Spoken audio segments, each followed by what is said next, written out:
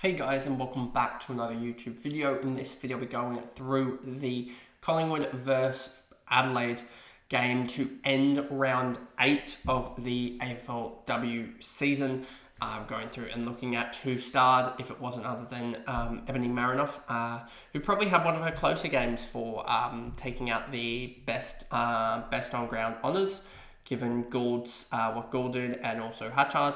But yeah, she still is going to probably take out best on ground, given her performance. But anyway, we'll just go through that, go through who's fancy relevant, and then sort of get through the other video today, which will be the trade targets. I did have a look through the injury list, and it doesn't actually look as bad as what I thought it would be. You've got both Edmonds and O'Dowd at test. You've got Schultz not on it. You've got Randall not on it after her knock. Which was quite vicious, I would say, is probably the right word to put there. So yeah, you've got all that. And anyway, so let's just jump into this here. You'll see Sarah Rowe, 86, 25 touches, 5 marks, 2 tackles, 86, yep, did her role. But again, like we were saying, I think previously, I don't think there will be much fancy relevance out of Collingwood for the rest of this year, just because there's like no one. There's like no one big that maybe you find it in the back line because they're so bad. But this was against Adelaide that they had these 80 scorers, and like the back line now is you need those big scorers, those like 100 scorers out of the midfield that can potentially happen. So yeah, I just don't know if these girls are going to be relevant. Cronin, 83, she was actually pretty good there, 12 kicks, 4 handballs, 6 marks, 5 tackles. I'd have to look at her just to see if I maybe want to go there or not. White, 80, Schleicher, 80, Brazel, 71, Benici, 60. So you just see Benici really failing to score. I don't know whether she was put a tag on or whether there was a tag on her or not. But yeah, she has just failed to score, whereas like Schleicher and stuff has not. Was Schleicher given the midfield role, given Bree Davey being out? I would suspect she got 92% CBAs, so she's back in the CBAs and actually scoring well, what we sort of expected her to do at the start of the year, but now she's finally doing it. Only like 6 rounds too late. Brazel, 71, Geordie Allen, 60 as well, so Geordie Allen doing all right. Frederick, 53 as a ruckman. I'm sort of surprised she hasn't been able to score that well. It seems like she's almost carrying something at the moment, but yeah, she's really struggled after about the first, 3 rounds, she's really struggled to get a big score going. If we just look at her scoring patterns here, you'll see what I mean. She went 118, 92, 39, 89 is her highest score since round 2, and that came in round 4. But then you have 3, you've got 2 40s, a 50, a 60, and a 30 score in that alongside a 75. So now she's down at averaging 68.9 rather than starting the year at averaging, I think it was a 105 for the first 2 games and averaging 78 last year in general. So yeah, she's down on ruck contests as well, which is probably part of the reason. Especially because the hitouts are down by 4, tackles down by 1, and disposals are more even, I would say, 11.4 compared to 10.8, but it's more handball based, which you drop some points there. You probably drop 2.5, I'd say, almost in general there. Because yeah, you're down, you're up 6.4 points on handballs, but down, 1.8, so you're up about,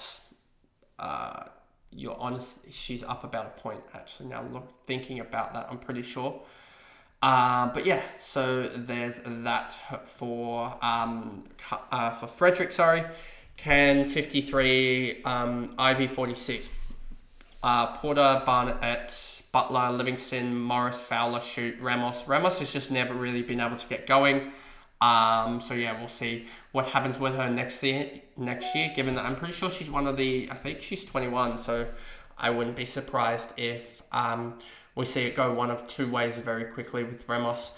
Evans, James, and then Maurice Atkinson. Maurice Atkinson just hasn't been able to really be fancy relevant in this year, in her first year, I think, across playing footy. Marinoff, 36 touches, 5 marks, 7 tackles, 2 free kicks against for a 136. Hatchard with 28 touches, 2 marks, 5 tackles, 4 free kicks, for a goal, for a 103. I'm really happy with Hatchard, with both of these two, having them. I went Hatchard just because I thought that she was probably the best bet there, and she was.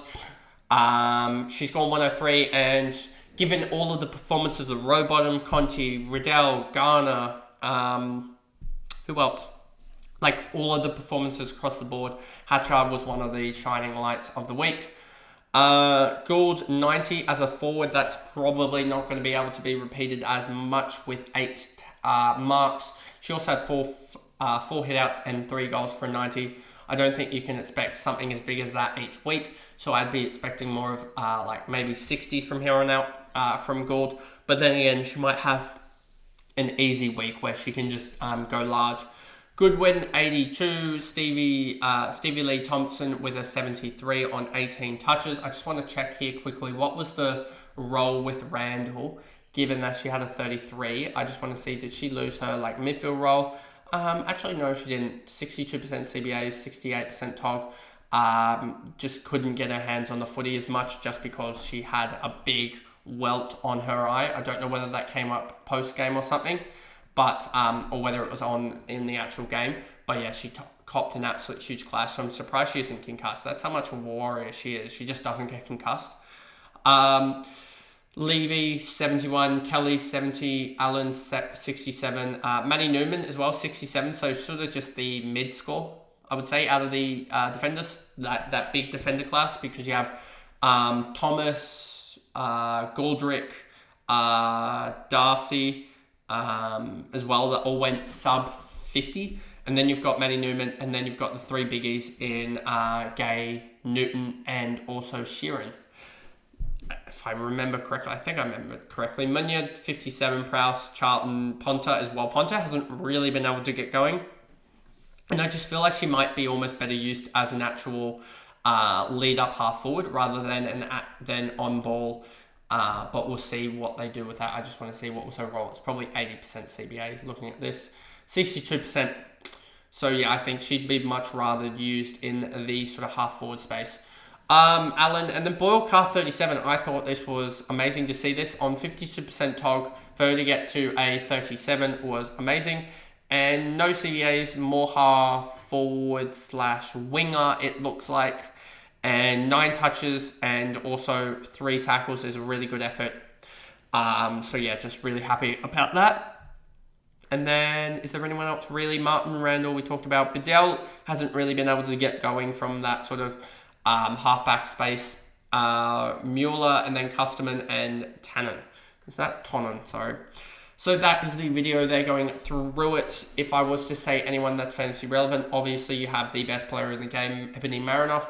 And then you got Anne Hatchard, who I think is one that, like Gurin, can probably play that M5 role for you guys.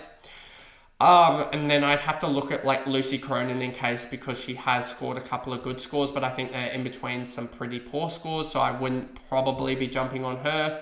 Oh, she's gone 81, 57, 37, 63, 83.